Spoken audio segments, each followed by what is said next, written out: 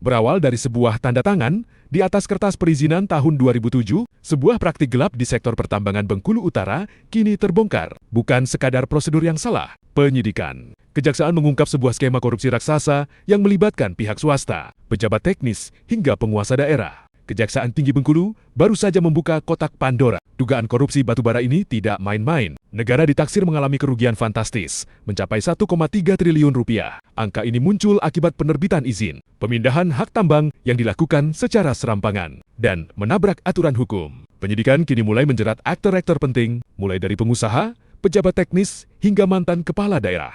Dan ini baru permulaan. Kejaksaan menegaskan bahwa pintu penyidikan masih terbuka lebar untuk tersangka-tersangka baru lainnya. Semua kekacauan ini bermula pada 20 Agustus tahun 2007.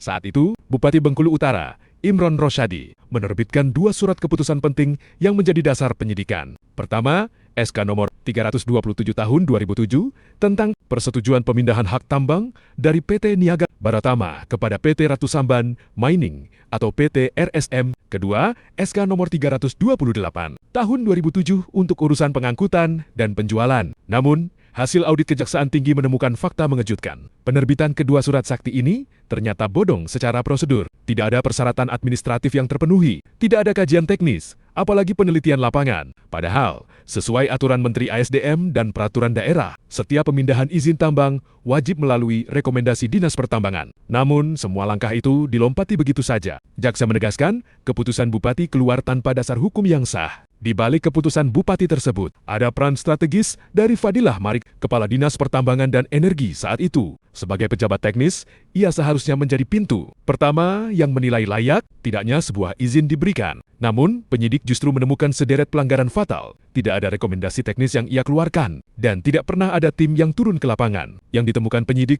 justru adalah aliran dana sebesar 600 juta rupiah yang masuk ke kantong Fadilah Marik. Uang tersebut diduga kuat merupakan pelicin untuk memuluskan izin bagi PT Ratu Samban Mining. Demi membuktikan hal ini, penyidik bergerak cepat dengan menggeledah rumah Fadilah Marik di Jalan Rafflesia, Kota Bengkulu. Berbagai dokumen rahasia dan arsip administrasi kini telah disita sebagai barang bukti. Penyidikan tidak berhenti di level dinas. Jaksa terus naik hingga ke puncak rantai komando. Setelah 3 kali menjalani pemeriksaan intensif, pada Selasa malam 2026, sebuah pengumuman besar keluar dari gedung kejaksaan. Imron Rosyadi, mantan Bupati Bengkulu Utara, resmi ditetapkan sebagai tersangka. Jaksa menilai, sang bupati memiliki tanggung jawab penuh atas terbitnya 2 surat keputusan tanpa rekomendasi teknis tersebut. Langkah berani ini menegaskan bahwa korupsi ini bukan sekadar kesalahan administratif di level bawah, melainkan sebuah desain yang disetujui oleh pengambil kebijakan tertinggi di daerah. Imron Rosyadi kini menyusul tersangka lainnya dalam jeratan pasal perbuatan melawan hukum yang merugikan keuangan negara.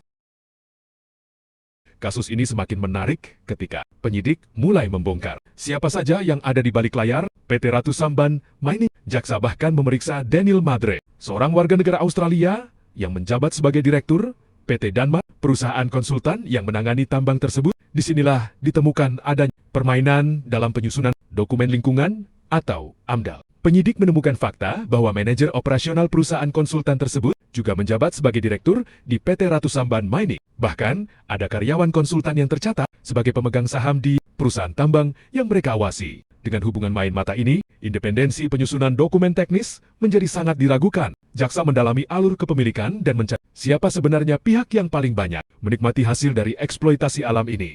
Kerugian 1,3 triliun rupiah adalah angka yang sangat besar bagi masyarakat Bengkulu. Hingga saat ini, 3 nama telah resmi menjadi tersangka. Sony Adnan dari pihak swasta, Fadilah Marik sebagai pejabat teknis, dan Imron Rosyadi sebagai mantan bupati. Namun, bagi publik yang menanti keadilan, proses ini belum selesai. Kejaksaan Tinggi Bengkulu memberikan sinyal kuat bahwa akan ada tersangka baru yang akan menyusul. Aliran dana terus dilacak, dan dokumen-dokumen perizinan lainnya sedang dipelajari lebih dalam. Siapakah nama selanjutnya yang akan muncul di daftar tersangka? Proses hukum masih terus berjalan.